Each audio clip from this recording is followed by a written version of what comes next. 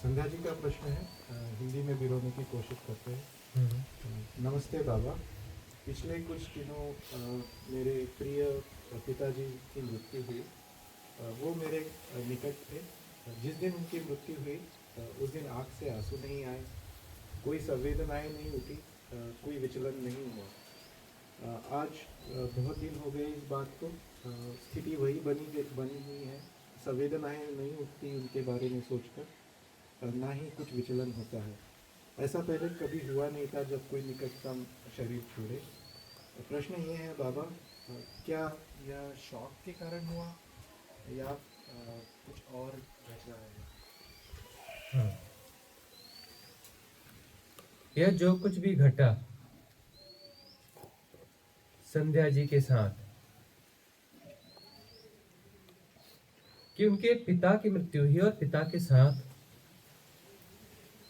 उनका काफी अटैचमेंट रहा है और पिता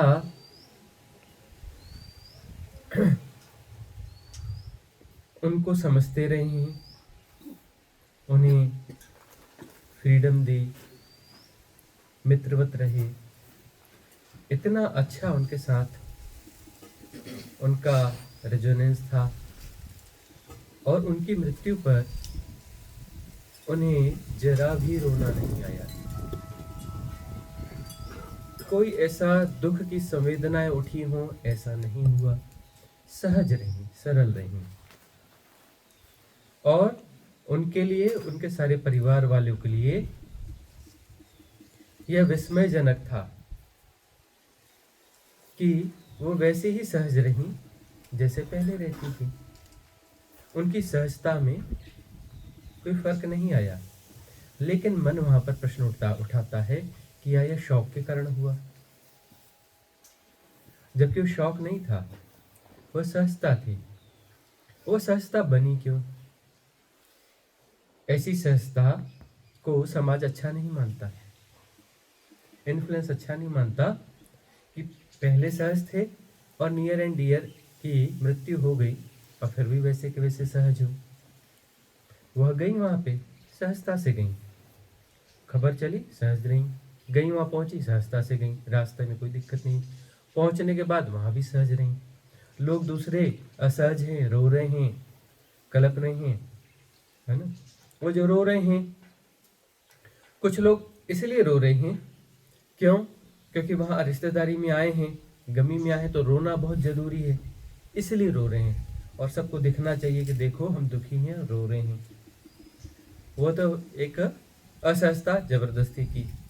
एक दूसरी असहजता जो है वह यह थी कि जो उनके कुछ नियर एंड डियर थे, इसलिए रो रहे थे कि उनके साथ बहुत ज्यादा मोहपाश में बंधे हुए थे। और सबकॉन्शियस माइंड का जो पैटर्न होता है वह होता है कि माता पिता या जो भी ऐसे गार्जियंस हैं जिनके कारण हमें सुरक्षा मिलती रही है, जिनके कारण हमें जो है सुरक्षा मिलती रही है,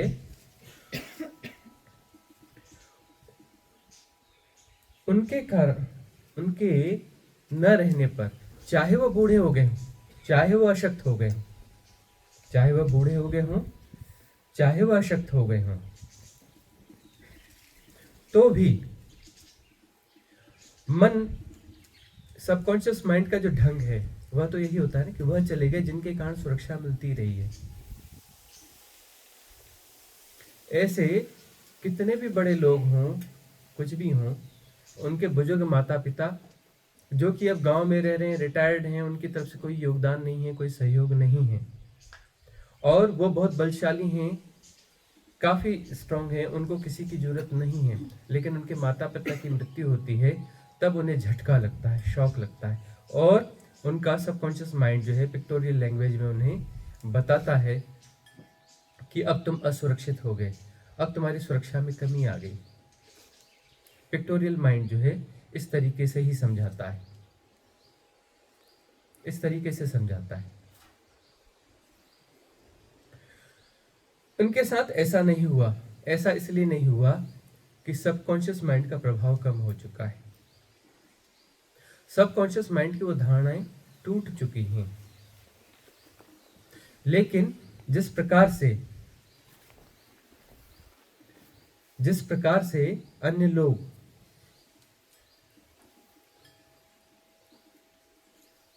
कहते हैं, इन्फ्लुएंस करते हैं, वह इन्फ्लुएंस करने की कोशिश करते रहे, उन्हें बताते रहे कि तुम्हारे साथ कुछ गड़बड़ है,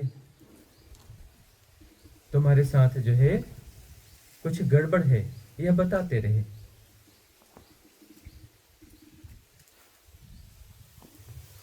और उसके कारण यह प्रश्न उठा है, क्योंकि बार बार वह चीज दोहराई जा रही है कि ऐसा कैसे हुआ, तुम्हें शौक नहीं लगा, या तुम्हें ज्यादा शौक लग गया या तुम्हें शौक नहीं लगा, दोनों बातें होंगी। ज्यादा शौक लग गया, इस कारण तुम्हें संवेदनाएं नहीं उठी, तुम रोई नहीं। बहुत सारे लोगों को ऐसा शौक लग जाता है ना, इतना ज्यादा शौक लगता है कि उसके बाद में वो कुछ प्रतिक्रिया ही नहीं कर पाते, शॉक्ड है। जैसे समाज के अनुसार होना चाहिए वैसा नहीं हो रहा है कि रो, चीखो, चिल्लाओ। इसे सहजता मानता है समाज कि रो, चीखो, चिल्लाओ, कोई मर गया तो छाती पीटो, इसको सहजता मानता है। शायद वो गहरा शौक लग गया और इस कारण ऐसा हो रहा है, या फिर तुम असंवेदनशील हो गए हो, तुम्हारी संवेदनाएं मर गई। संवेदना होनी चाहिए ना, रोना चाहिए, चीखना चाहिए, चिल्लाना चाहिए। अब इस देशना ने भीतर उतर के यह स्पष्ट कर दिया संध्या जी को, जिस देशना को, जिस सिद्धा कुटुंबकम परिवार को वो जी रही हैं, इस देशना को जी रही हैं, इन सिद्ध क्रियाओं को जी रही हैं कि मरना तो होता ही नहीं है। किस मरने की बात कर रहे हो? शरीर जो है, शरीर योग्य नहीं था, तो वह शरीर जो है विदा हो गया। बल्कि उन्हें तो एक प्रकार से भीतर एक संतुष्टि सी हुई होगी कि पिताजी जो है चलते फिरते रहे, सुनते रहे, इंद्रियां काम करती रही, बोलते रहे, देखना होता रहा। इस एज में भी सामान्यतः जैसा जीवन होना चाहिए वैसा रहा। अपने हाथ से भोजन करते रहे, कोई दूसरा उन्हें मुंह में नहीं खिलाता रहा, बिस्तर में पड़े नहीं रहे, और सहजता से उनका शरीर छूटा। चेतना ने आगे की यात्रा सहजता से की, तो उनके लिए तो ये संतोष की बात रही होगी ना। इसमें दुख कैसा, इसमें दुख कैसा, इसमें पश्चाताप कैसा, इसमें भय कैसा? भय तो इस बात का होता है ना कि उनके माध्यम से सुरक्षा मिली थी, सुरक्षा छिन गई।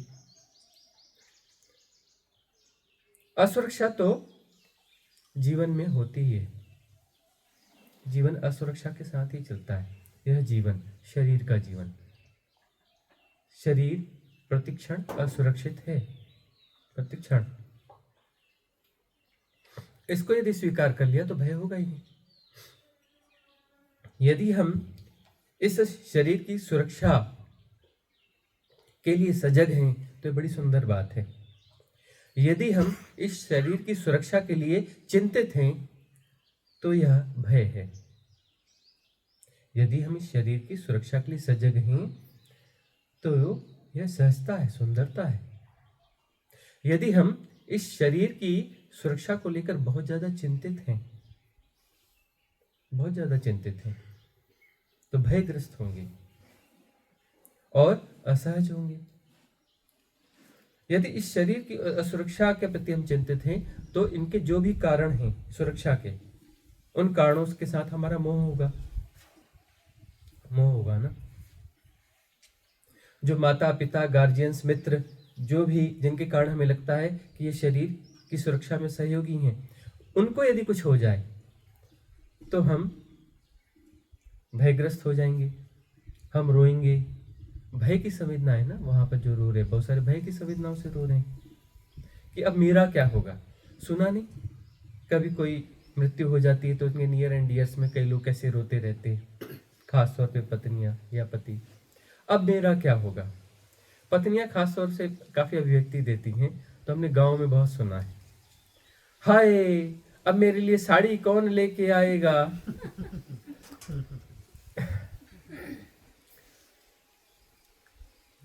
हाय ऐसा होगा तो अब मैं क्या करूंगी, मेरे लिए कौन करेगा। हमने ऐसा सुना है गांवों में, बचपन से सुनते आए।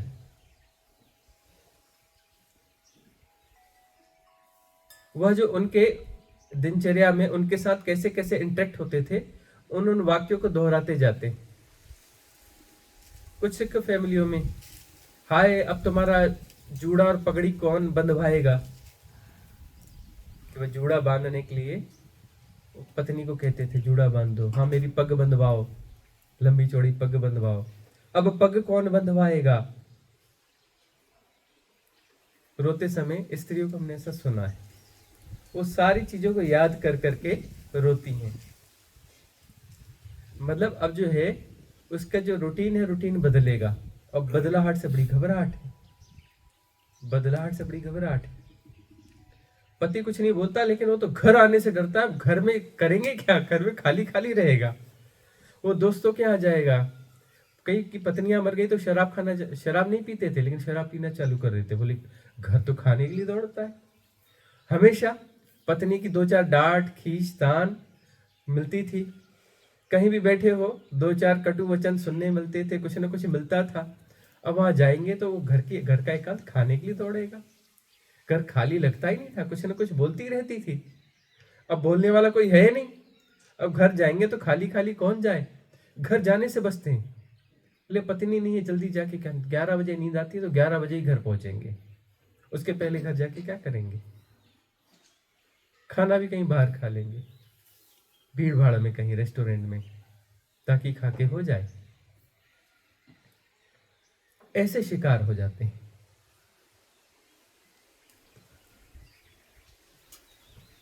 तो मन का जो ढंग है, मन से जो ग्रस्त हैं, उन्हें काफी विचलन होता है जब कोई नियर एंड डियर मरता है। तो मतलब मन के प्रभाव में, उन धारणाओं के प्रभाव में ज्यादा जी रहे हैं, समाज के इन्फ्लुएंसेस में ज्यादा जी रहे हैं, आदतों में जी रहे हैं।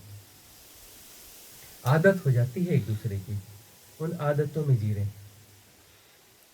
आदतों में जी रहे हैं मतलब मन से जी रहे हैं ना। प्रेम से जी रहे हैं तो प्रेम में आदत नहीं होती, याद रखना।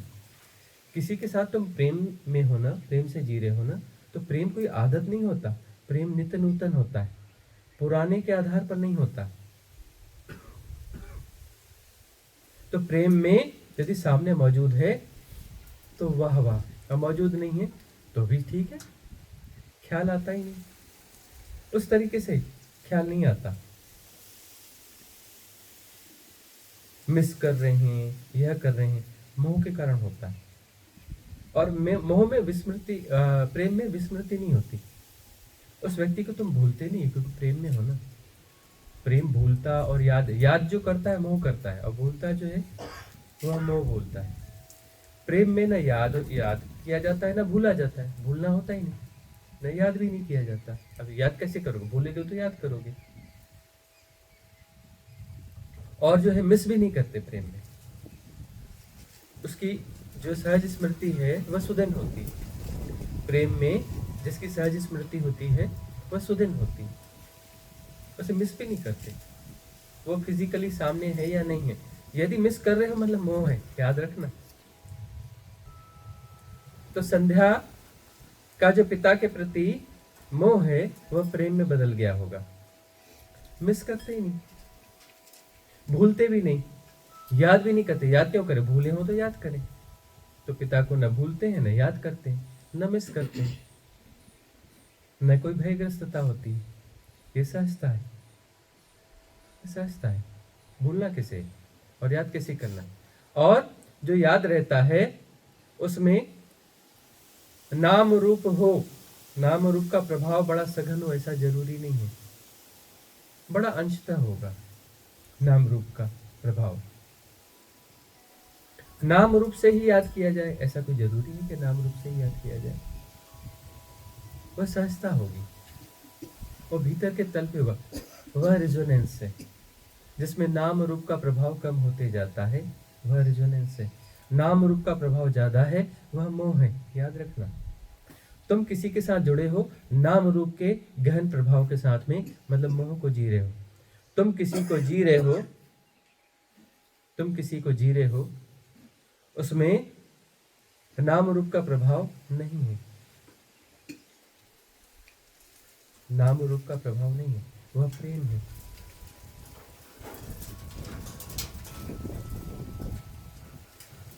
तो संध्या जी के साथ जो हुआ है यह शुभ संकेत है, यह जो है शुभ संकेत है।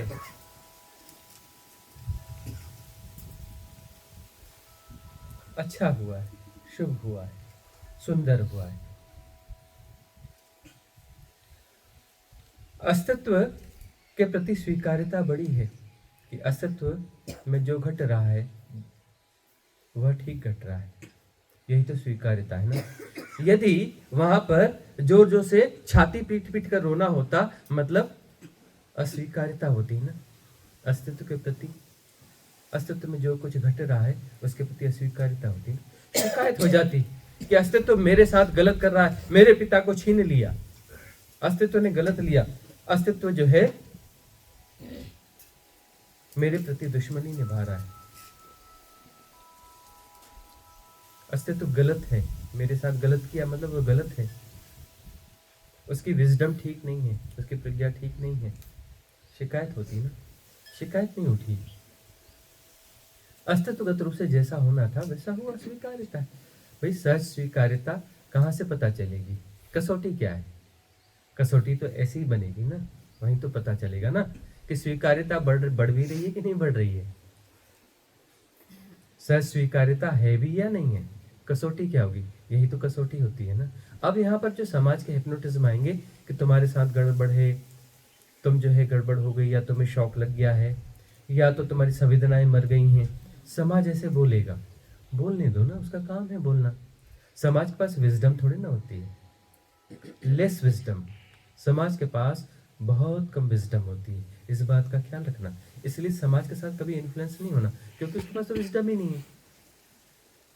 जो समाज यानी जो उनका कलेक्टिव चिंतन है वह जो विजडम युक्त नहीं होता, वह प्रज्ञा युक्त नहीं होता। इसलिए समाज से कभी भी प्रभावित मत होना, समाज से कभी इन्फ्लुएंस नहीं होना, उसके हिसाब से चलना नहीं, क्योंकि वो लो विजडम है। तुम समाज से इन्फ्लुएंस होके चल रहे हो, मतलब लो विजडम को फॉलो कर रहे हो। लो विजडम को फॉलो कर रहे हो मतलब तुम भी लो विजडम में हो।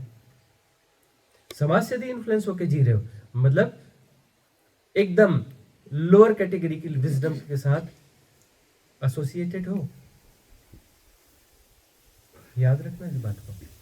इससे समाज से कभी इन्फ्लुएंस नहीं होना, एकदम लो विजडम है वह, निम्न कोटि की विजडम। तो समाज तो अपना काम करेगा, अपनी लो इन्फ्लुएंस, लो जो विजडम है उससे तुम्हें इन्फ्लुएंस करने की कोशिश करेगा समाज।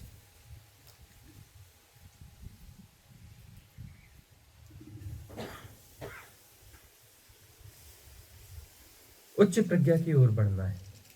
समाज क्या कहता है उसका मूल्य नहीं है, समाज जो कहता है उसका मूल्य नहीं होना चाहिए। मूल्य होना चाहिए हमारे भीतर का, हमारी सहजता का, या फिर जो सहज देशना है जिसे हम जी रहे हैं उसका मूल्य होना चाहिए। उससे तुम इन्फ्लुएंस नहीं होते हो, उसमें तुम समाविष्ट होते हो।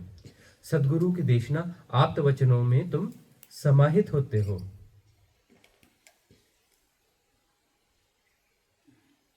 उससे तुम इन्फ्लुएंस नहीं होते हो, उसमें तुम समाहित होते हो सहजता से, वह रेजोनेंस है।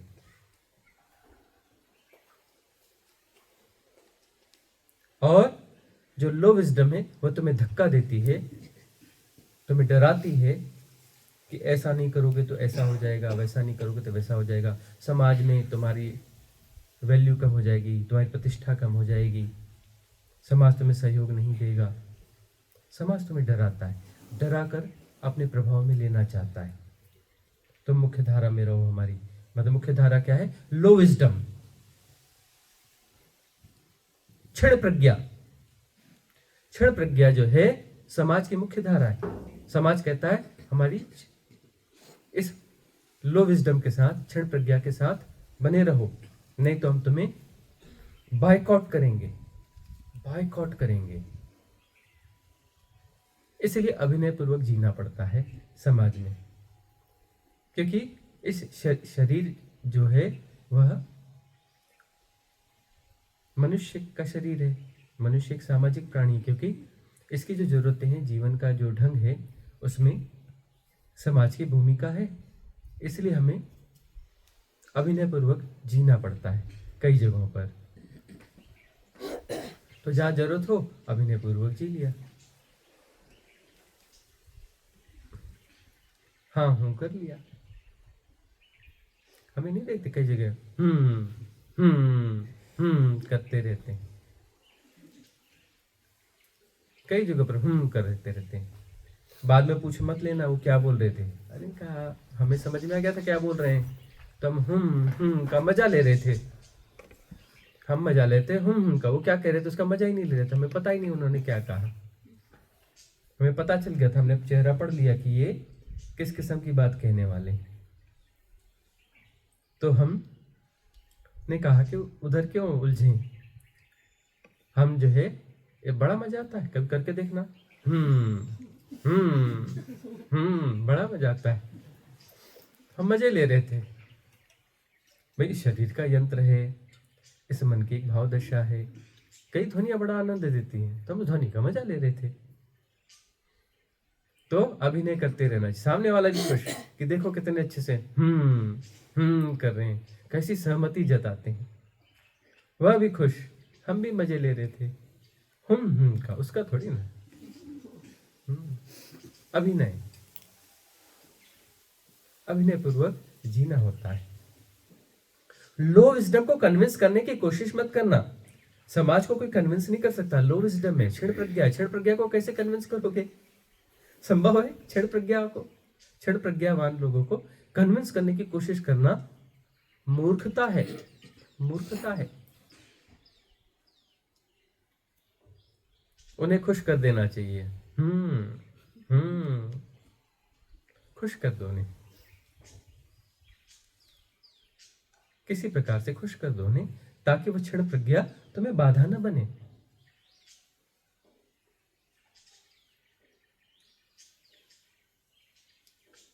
कहीं हमें दिखेगा ना बाय द वे कि वो जो है वहां रोना बहुत जरूरी है, तो वीडियो बनाने जैसा होगा, उसका रिकॉर्डिंग करने जैसा होगा। जो छाती पीट पीट कर हम रोएंगे ना, और जो है गद्दा तकिया को लेके पीट पीट के हम रोएंगे ना, ऐसे नहीं है, जमीन पे नहीं लौटेंगे, इतने अकल बेवकूफ थोड़े हैं।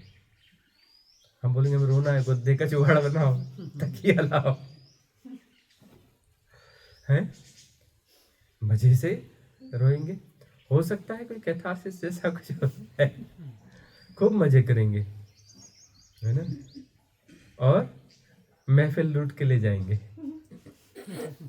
महफिल जो है लूट के ले जाएंगे। याद करेंगे लोग कि ऐसा रोया जाता है।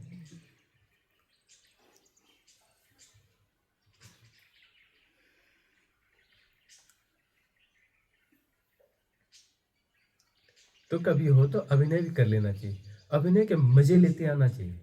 जबरदस्ती अभिनय नहीं, हम तो फिर मजे लेते हैं पूरे अभिनय के। अभिनय करो तो मजे लो ना पूरे।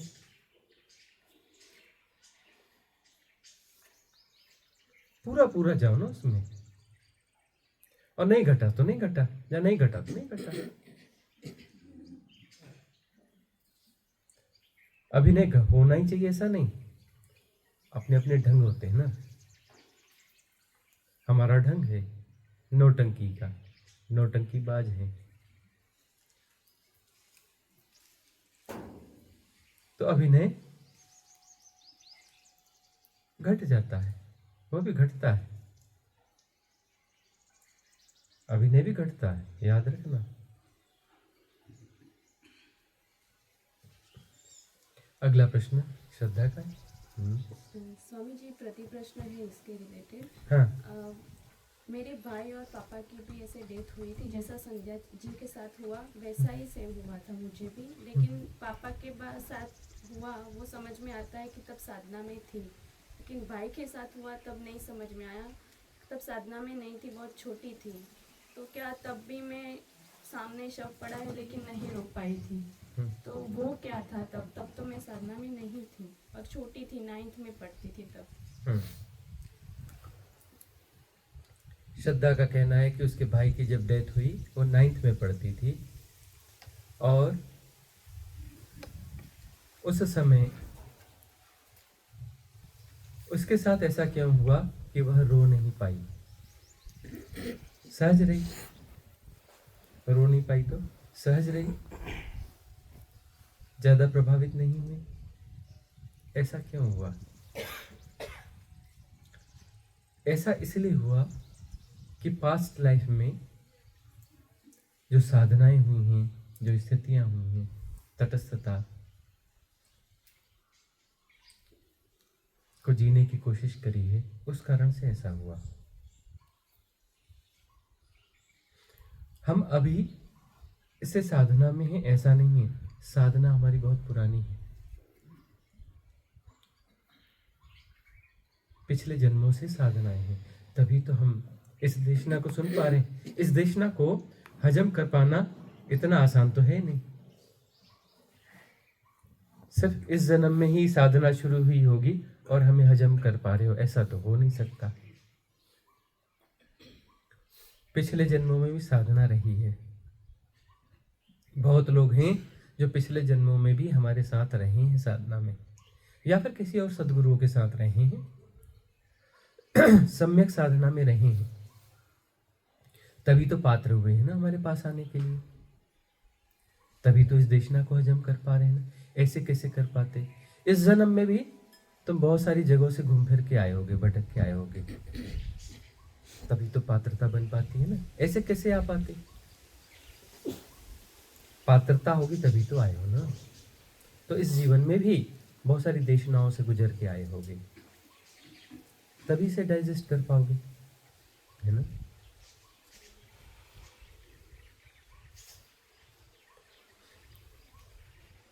हर रिट्रीट में महसूस कर रहे हो कि न जाने कितनी सीढ़ियों की छलांग लग जाती है, देशना का तल एकदम बदल जाता है और ये बदलता रहेगा, है ना। स्टमक स्ट्रांग होना चाहिए, देशना और छलांगे मारेगी और ऊंचाई पे जाएगी। तो पिछले जन्मों की पात्रता है, पिछले जन्मों की पात्रता है, इस कारण वहां रोना नहीं हुआ। लेकिन श्रद्धा उस कारण से नहीं रोगी, लेकिन हमारे संग साथ में तुम ऐसे रोगी, खूब रोगी। अब कोई मरेगा उस कारण से नहीं रोगी, लेकिन अकारण भी रोगी। तुम्हें हमारे साथ खूब रोना पड़ेगा। ऐसा नहीं कि तुम सूख जाओगी पूरी तरह से, उस समय रोना नहीं हुआ, उस समय रोना आता ही नहीं। उन कारणों से नहीं रोगी, अकारण रोगी, खूब रोगी, खूब रोगी।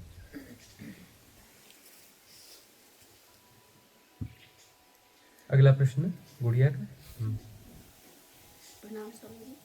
अभी आपने सुबह जो प्राविधि कराई, तो इसमें जैसे अगर ध्यान किसी एक चीज़ पर आके रुक जाता है, फिर उसी को मतलब स्थिर होके ठहर के मैं सुनने लग गई, जैसे कि धड़कन थी या कुछ यहाँ पर ऐसे तो फिर पुनः श्वास पर लौटना है या फिर जो ठहर के जो सुनाई दे रहा है उसी को सुनते रहे? इसमें देखो कि ये जो प्राविधि थी, इस प्राविधि में कई बार ऐसा घट जाता है कि शरीर में कुछ और जो चीजें चल रही हैं, जैसे हृदय की धड़कन है, वहां पर आकर ठहरना हो गया। ठहरना हो गया तो जाना जा रहा है, लेकिन थोड़ी देर के बाद में स्विच हो जाना है श्वास के साथ में। ये प्राविधि उसी के लिए कि चेतना आ जा रही है, लेकिन आलम्बन श्वास का है, उसके साथ ही चेतना का मूवमेंट हो रहा है। और वह आलम्बन हियर एंड नाउ का है। हालांकि धड़कन का आलम्बन भी हियर एंड नाउ का ही होगा। तो थोड़ी देर उसके साथ बने रहे हो, बाय द वे ऐसा हो रहा है तो थोड़ी देर उसके साथ बने रहो, लेकिन फिर इधर आ जाओ, श्वास के साथ आना और जाना। और कुंभक हो रहा है तो बहुत अच्छा है। एक्सहेल के बाद में जब श्वास पूरी तरह से बाहर हो गई और उसके बाद में कुंभक हो रहा है, श्वास ठहर जाती है। उस ठहराव के साथ ठहर जाना, नाभि को जानते रहना। नाभि ठहर गई है, चेतना ठहर गई है। नाभि और चेतना आपस में जुड़ जाएं। चेतना नाभि को जान रही है बाहर से, क्योंकि श्वास के साथ चेतना बाहर जा चुकी है। बाहर से नाभि को जान रही है, नाभि के साथ पूरे शरीर को जानेगी। नाभि को जानते हुए पूरे शरीर को जानना हो रहा है। इस प्रकार से प्राविधि काम करेगी। हाँ, अगला प्रश्न किसका है? तुम्हारा ही है? हाँ। स्वामी जी, कल आपने सुबह की जो देशना थी उसमें कहा था फिजिकल बॉडी से ज़्यादा अटैचमेंट जैसे है, तो कल का जो डंडा था वो सब मुझे लगा मेरे पर ही है। और आपके द्वारा मुझे एक विधि भी सुझाई गई है ब्रह्मा श्वास के लिए, तो मैं वो कर रही हूँ। तो क्या मेरे लिए वो काफ़ी है या कोई और भी विधि मुझे उसके साथ फिजिकल बॉडी से डिटैचमेंट होने के लिए करना चाहिए? इसे थोड़ा और स्पष्ट करने के लिए। ब्रह्म श्वास की प्राविधि के साथ और कौन सी प्राविधि होनी चाहिए जो इस शरीर के साथ अटैचमेंट को तोड़ सके, या पहली नीति घट सके कि मैं शरीर नहीं हूँ? उसके लिए एक अच्छी प्राविधि और है, through your separation. Through your separation, उस प्राविधि का प्रयोग भी साथ में होना चाहिए। इसके अलावा एक बात और है कि क्षमा याचना मंगल कामना की जो प्राविधि है वह तो हर साधक के लिए है ही। हफ्ते में कम से कम एक बार तो होना ही चाहिए, क्योंकि जब धारणाएं छूटती हैं, लेन देन कटते हैं, तो लेन देन कट जाते हैं तो शरीर के प्रति अटैचमेंट अपने आप कम होगा। शरीर को बचाए रखने का आग्रह इसलिए है, इस शरीर के माध्यम से कुछ लेन देन निपटाने हैं ना। किसी के साथ लेन देन है, हमने उसे क्षमा नहीं किया, उसकी वाट लगानी है, वाट लगाने के लिए उसे बदला लेना है, बदला लेने के लिए शरीर चाहिए ना। शरीर से जाएंगे, उस शरीर से मिलेंगे और शरीर की वाट लगाएंगे, ठीक है ना। अब वो आत्म तत्व को जी रहा है तो उसकी जाके वाट तो लगा नहीं सकते, तो तलवार जाके काटो, तलवार से आत्मा को कटेगी नहीं, हाँ? उसको मारो कूटो, उसको लगेगा नहीं, तो शरीर चाहिए। तो शरीर को इसलिए बचा रहे हैं कि बहुत लोगों से बदला लेना है। यदि क्षमा दोगे, क्षमा दे दोगे तो बदला लेना ही नहीं है, बदला लेना ही नहीं तो शरीर की जरूरत क्या है? किसी का कुछ बिगाड़ना ही नहीं है तो शरीर की जरूरत क्या है ना। और मुझे इसका भला करना है, उसका मंगल करना है, उसको लाभ देना है, उसको किसी को कुछ करना है। मैंने उसे उधार लिया था, उसका कुछ चुकाना है। उधार चुकाना है तो किसी और करेंसी में चुका दो, मूल्यवान करेंसी में चुका दो। मंगल कामना, मंगल दो कि सबका मंगल हो, सबका कल्याण हो। ठीक है, उससे धन उधार लिया था, कोई चीज उधार ली थी, किसी का कुछ छीन लिया था, उसको लौटाना है। तो लौटाना है तो बड़ी करेंसी में लौटाओ ना, छोटी मोटी करेंसी में क्या लौटाना, स्ट्रॉन्ग करेंसी में लौटाओ। मंगल कामना, तेरा मंगल हो, तेरा कल्याण हो, तू परमात्मा हो जा। तेरा मंगल हो, तेरा कल्याण हो, तू परमात्मा हो जा, अभी और यहीं परमात्मा हो जा। वो सारी राहें प्रशस्त हो जाएं जो तुझे परमात्मा होने में सहयोगी हैं। वह सारी अनुकूलताएं तेरे आसपास घट जाएं जिससे तू जल्दी से जल्दी, शीघ्रातिशीघ्र परमात्मा हो जाए। स्ट्रॉन्ग करेंसी में लौटाओ ना, सबका मंगल हो, सबका कल्याण हो। कोई कैसे चूकेगा भाई बीच में, किससे हमारा लेन देन था, चूक गया, अरे सबका मंगल हो, सबका में तो आएगा ही आएगा ना। सबका मंगल हो, सबका कल्याण हो। भवतु सब मंगलम, और पूरा पूरा मंगल हो, सब, कुछ भी नहीं बचना चाहिए, मंगल ही मंगल हो। मंगल कामना दो, क्षमा करो, क्षमा मांगो, क्षमा भी मांगो कि वह किसी का अहम तुष्ट न हुआ हो तो क्षमा याचना कर लो, उसका अहम तुष्ट हो जाएगा, क्षमा मिल जाएगी। क्षमा दो, क्षमा लो और मंगल, सबका मंगल, दिल खोल के, दिल की गहराइयों से सबका मंगल हो, सबका कल्याण हो। यह प्राविधि भी करते रहना चाहिए। उससे फिर इस शरीर को बचाए रखने का कारण ही शेष नहीं बचा ना, चिपकने का कारण ही नहीं बचा ना। चिपके हुए क्यों हो? लेन देन बाकी इसलिए चिपके हुए हो ना, यह भी तो बड़ा कारण है ना। चिपकाव के कारण खत्म कर दो। अगला प्रश्न किसका है? प्रणाम गुरुजी। गुरुजी, साधना में जब एक साधक के पुण्यों का उदय होता है तो उसको सदगुरु का संग सानिध्य मिलता है, लेकिन गुरुजी ये साधक का स्वार्थ है या उसका सदगुरु के लिए प्रेम है, या फिर ये दोनों में स्विचिंग होती रहती है टाइम टू टाइम कि साधक अपने स्वार्थ और मोह को प्रेम का नाम देता है सदगुरु के लिए? पुराने पुण्यों का उदय होगा तो पात्रता का विकास होगा, किसी सद्गुरु का सानिध्य मिलेगा और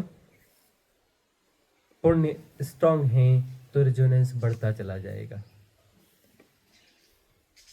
और उस समय तुम्हारी फ्री विल होगी कि तुम रेजोनेंस को बढ़ाना चाहते हो या नहीं बढ़ाना चाहते हो।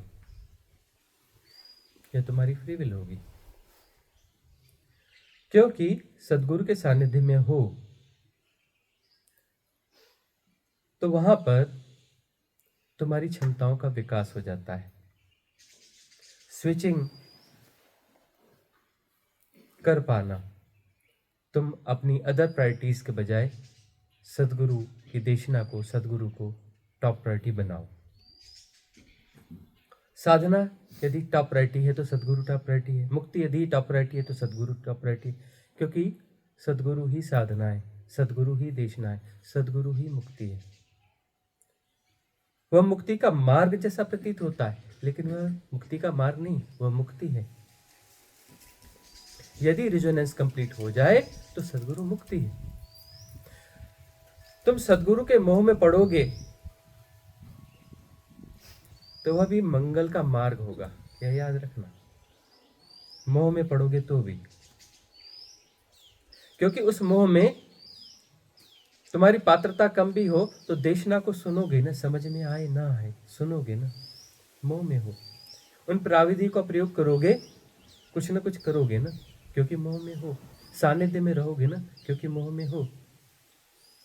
और मोह के साथ में आसपास रहोगे ना डंडे खाने के लिए, डंडे खाओगे और मोह टूटेगा।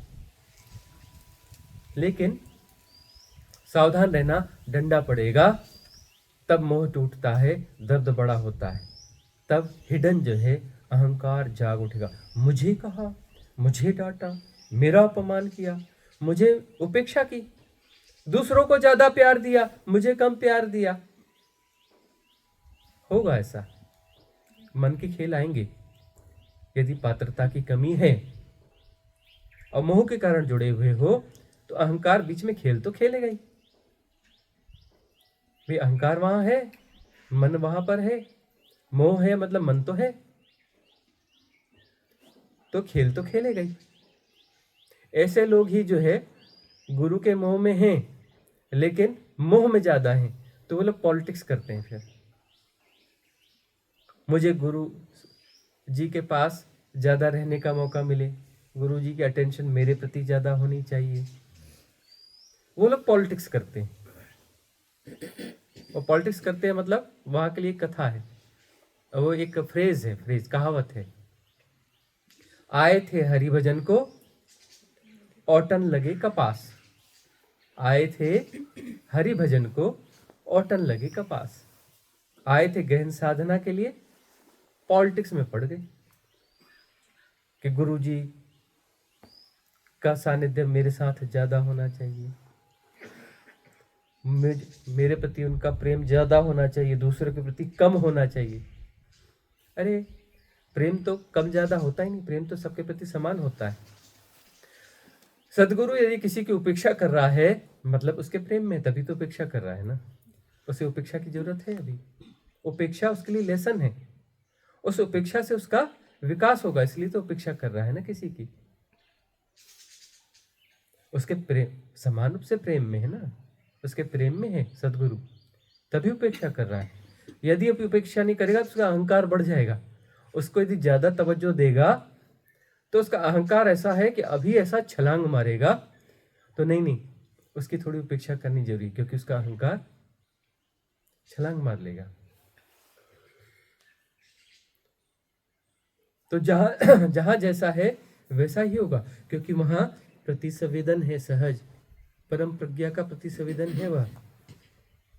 वहां जो प्रतिसंवेदन है परम प्रज्ञा का प्रतिसंवेदन है, परम प्रज्ञा ही है वह। भाषागत व्याकरणगत त्रुटि के साथ बोले, कई बार ऐसी चीजें काम करती हैं, बोले परम प्रज्ञा की विजडम है, व्याकरण के हिसाब से गलत चीज है लेकिन हिट करती है। वह परम प्रज्ञा ही है।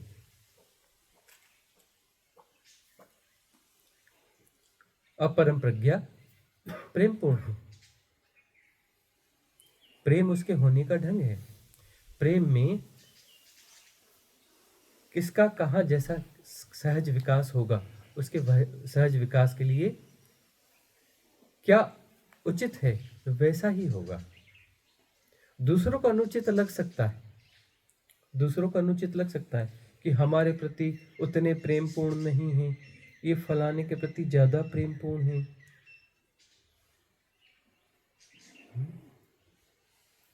बोले इसका हाथ हाथ में लेते, हमारा हाथ हाथ में नहीं लेते। इसको गले पे जो है थप्पड़ मारते, हमारे गले पे थप्पड़ नहीं मारते, है ना।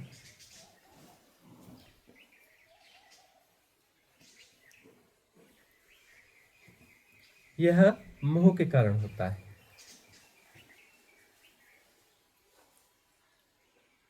मोहग्रस्त नहीं रहोगे या मोह को धीरे धीरे विदा करते चलोगे, डंडों को स्वीकार करोगे तो मोह टूटेगा, लेसन्स को स्वीकार करोगे तो मोह टूटेगा। वहां स्वीकारिता होना चाहिए। मोह तुम कैसे तोड़ोगे? स्वीकारिता। तुम्हारे पास तो एक ही की है ना, स्वीकारिता। जो है तब भी मुझे वैसा स्वीकार है, जैसा है मुझे स्वीकार है। तुम मोह को कैसे तोड़ोगे? तुम मोह हो, तुम्हारे पास फ्री विल है। फ्री विल यही है कि स्वीकारिता, ये तुम्हारी फ्री विल है। दूसरा, तुम मोह को जी रहे हो, मैं मोह से बाहर हो जाऊं, ऐसा नहीं। तुम्हारे पास एक की है, स्वीकारिता। स्वीकारिता से बात बनने लगेगी। ये तुम्हारे पास ये फ्री विल है। या तो तुम स्वीकार करो या अस्वीकार करो, यह फ्री विल है। वहां तुम स्वीकार कर सकते हो कि मेरे लिए यह जरूरी होगा, इसलिए मेरे साथ ऐसा हो रहा है।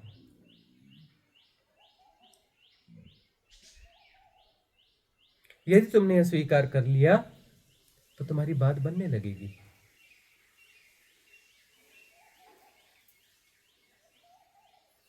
तुम्हें कई बार अटपटा लगता होगा कि कोई छोटा बच्चा आया, उसको इतनी ज्यादा इंटेंशन गुरुजी, जबकि वो न साधना में है, न कुछ है, न वो है। तुम्हें क्या पता? तो उसका और हमारा क्या लेन देन है, क्या संबंध है, कब से संग साथ है? तुम्हें क्या पता है?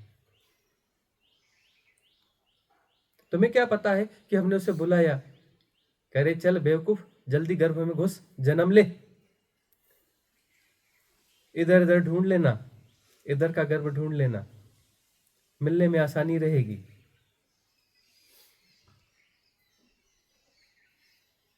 उसे प्रेरित किया हो हमने कि चल तू इधर जन्म ले।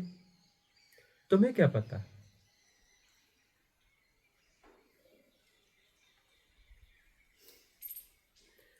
तो अपने गुणाभाग जो है वह बीच में नहीं लाना।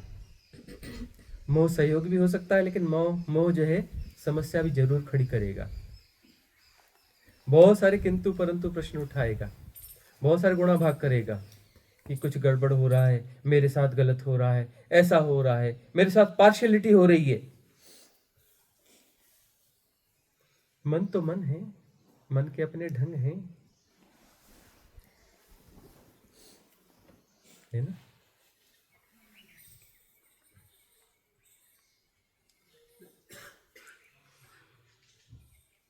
अगला प्रश्न और है इससे जुड़ा हुआ?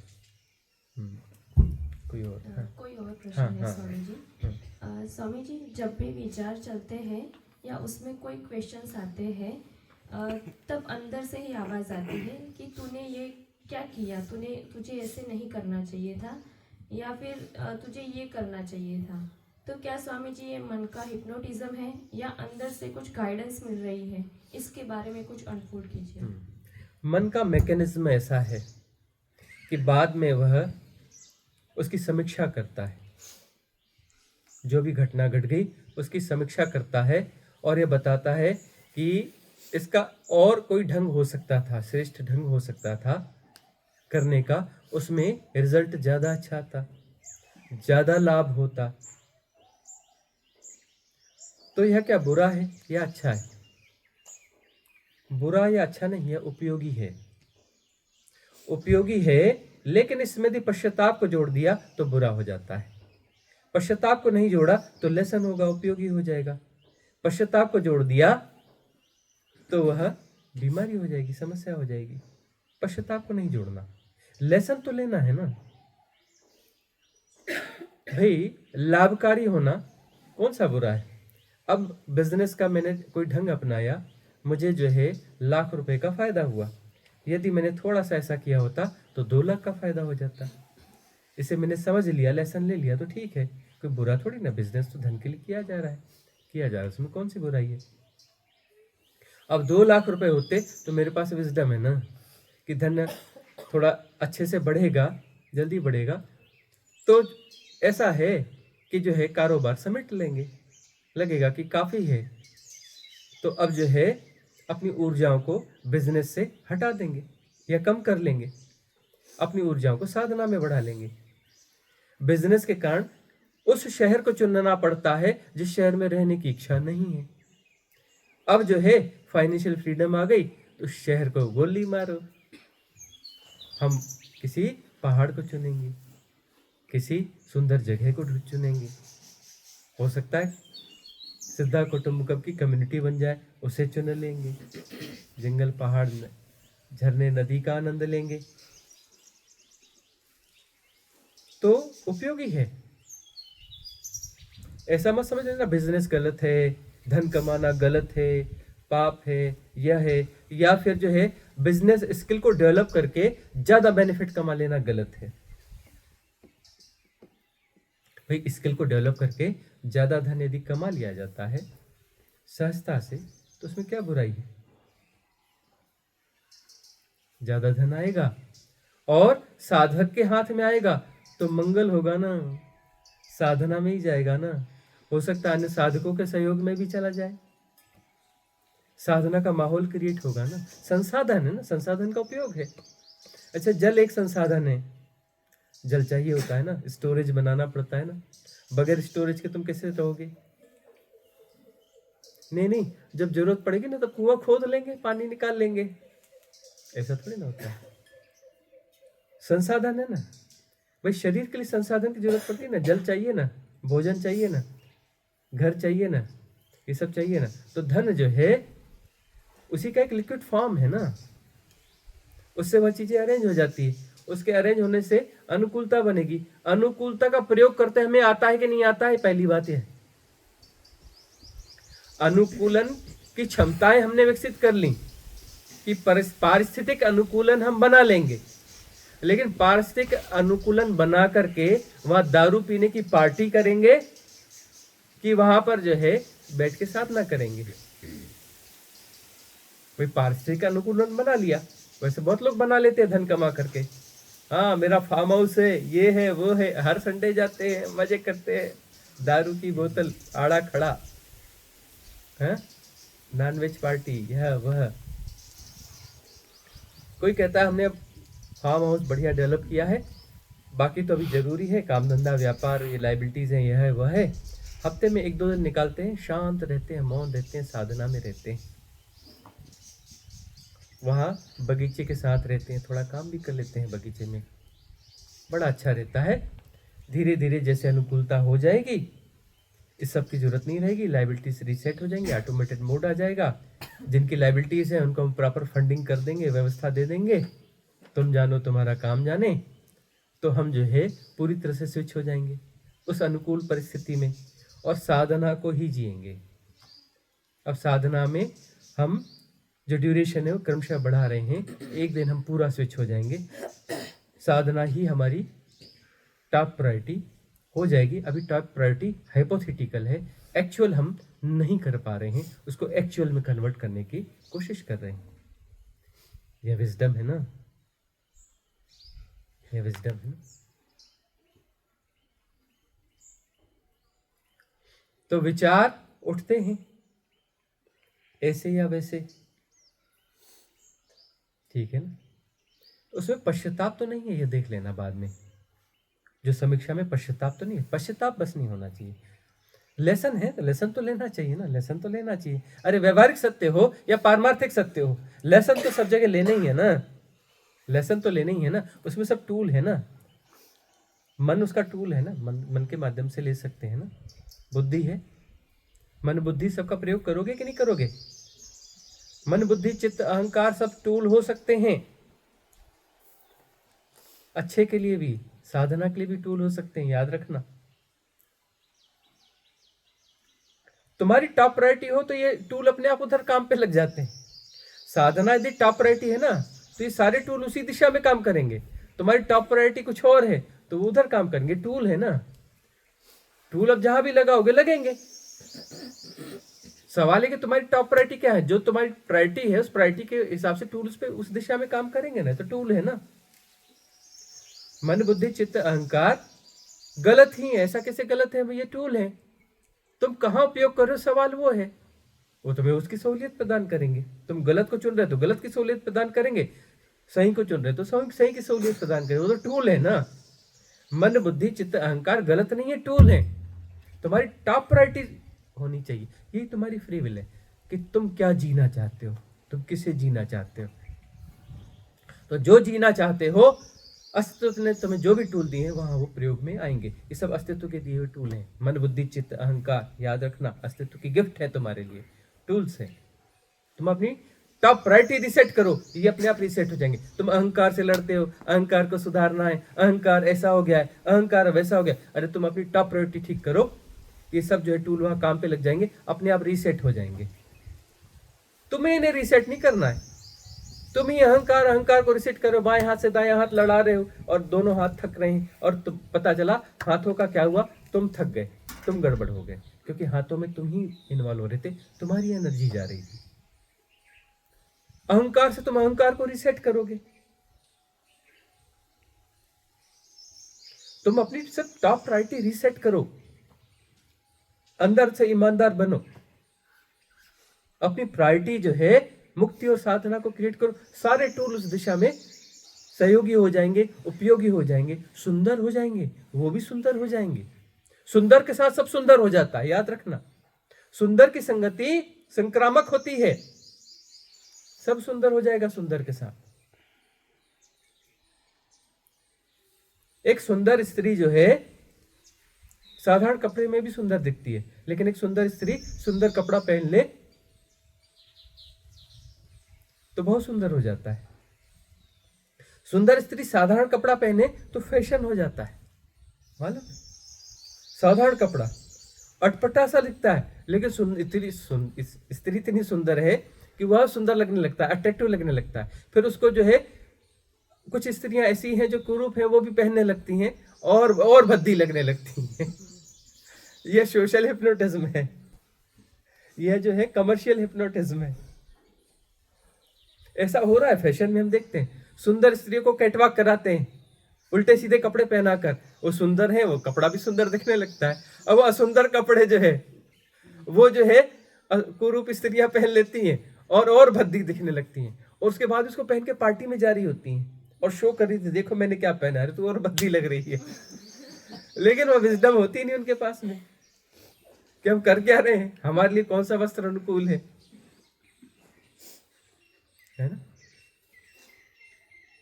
तुम सुंदरता को चुन लो, तुम सत्यम शिवम सुंदरम को चुन लो, उसकी यात्रा पर निकल जाओ। सत्यम शिवम सुंदरम, तो जो कुछ भी सारे टूल्स भी सुंदर होते चले जाएंगे, और सुंदर होते होते वह जो है शिव और सत्य में निमज्जित होते चले जाएंगे। सारे टूल वही निमज्जित हो जाएंगे, सब वही हो जाएगा। सदमार्ग है कि नहीं, बात यह है सदमार्ग है या नहीं। सदमार्ग में सब कुछ सुंदर होने लगता है, सत्य होने लगता है, शिव होने लगता है। अगला प्रश्न प्रीति का।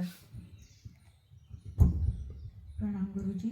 गुरुजी, ये कैसे जाने कि थीम मैट्रिक्स को कैसे पहचाने, और जैसे हमारा लेवल अप होता है तो थीम मैट्रिक्स भी लेवल भी बदल जाता है, तो इसको जरा स्पष्ट कीजिए। थिन मैट्रिक्स की समझ कैसे पैदा करें।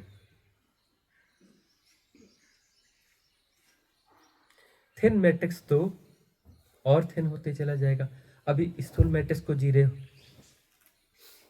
गौर से देखोगे ना, तो जो स्थूल मैट्रिक्स को जी रहा है ना, वो उसका थिन मैट्रिक्स है, उसके तल पर वो उसका थिन मैट्रिक्स है, क्योंकि वो जस्टिफाइड है। थिन मैट्रिक्स का अर्थ होता है कि जस्टिफाइड कितना है, जितना ज्यादा जस्टिफाइड है वो उतना थिन मैट्रिक्स है। तो जिसे तुम बिल्कुल स्थूल मैट्रिक्स समझ रहे हो, वह जो व्यक्ति उसको जस्टिफाइड तरीके से जी रहा है, उसका वह थिन मैट्रिक्स है। अपने तल को जी रहा है ना, वह उसका थिन मैट्रिक्स है।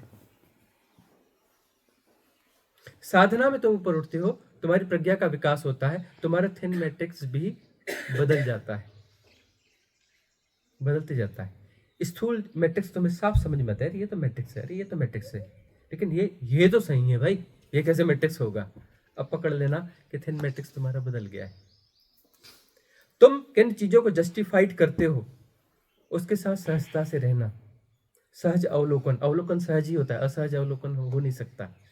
सहजता में रहोगे, यथाभूत जानते रहोगे, तो वह प्रकट हो जाएगा। उसका यदि उसमें कुछ मैट्रिक्स इन्वॉल्व है उस ढंग में, तो मैट्रिक्स दिखने लगेगा ठहरने से, सहजता से। सिर्फ सहजता का विकास, सहज होना, ठहरना सीखना है, भागा दौड़ी नहीं। ठहरने से प्रज्ञा बढ़ती है, प्रज्ञा बढ़ती है तो यथाभूतता, यथाभूत जानना बढ़ता है ना, यथाभूत जानना बढ़ता है तो प्रज्ञा बढ़ती है। अरे यथाभूत जानना ही प्रज्ञा है, यथाभूत जानना ही प्रज्ञा है। तो यथाभूत जानने का रेशियो है कि ऐसा ही है, मेरा आग्रह कम हो गया लेकिन खत्म नहीं हुआ है, तो थिन मैट्रिक्स से थोड़ा अपग्रेड हो गया। मेरा आग्रह और हल्का पड़ा, तो देखना हम आग्रही कितने हैं। अपने आग्रहों को पहचानना चाहिए, हम कितने आग्रही हैं, ठीक है ना। आग्रह हमारे कम होते जाएंगे तो प्रज्ञा बढ़ती जाएगी, थिन मैट्रिक्स की समझ बढ़ेगी, थिन मैट्रिक्स शिफ्ट हो जाएगा, शिफ्ट होते जाएगा, शिफ्ट होते जाएगा। आग्रह मुक्त हो जाओगे, थिन मैट्रिक्स भी मुक्त चले जाएंगे। आग्रह के कारण ही तो मैट्रिक्स है ना, सारे मैट्रिक्स का ताना बाना आग्रह है, आग्रह ही उसका ताना बाना है। आग्रह से हम जस्टिफाइड करते हैं अपने अनुकूल, वो वास्तविकता है या नहीं का सवाल ही नहीं है, हम जस्टिफाइड करते हैं। आग्रह जस्टिफिकेशन का प्रोसेस है, याद रखना, मैकेनिज्म है। सारे आग्रह जस्टिफाइड करने के मैकेनिज्म है, ठीक है ना। आज की सभा को यहाँ विराम देंगे, मंगल कामना करेंगे। भवतु सब मंगलम, भवतु सब मंगलम, भवतु सब मंगलम। सबका मंगल हो, सबका कल्याण हो, सबका मंगल हो, सबका कल्याण हो, सबका मंगल हो, सबका कल्याण हो।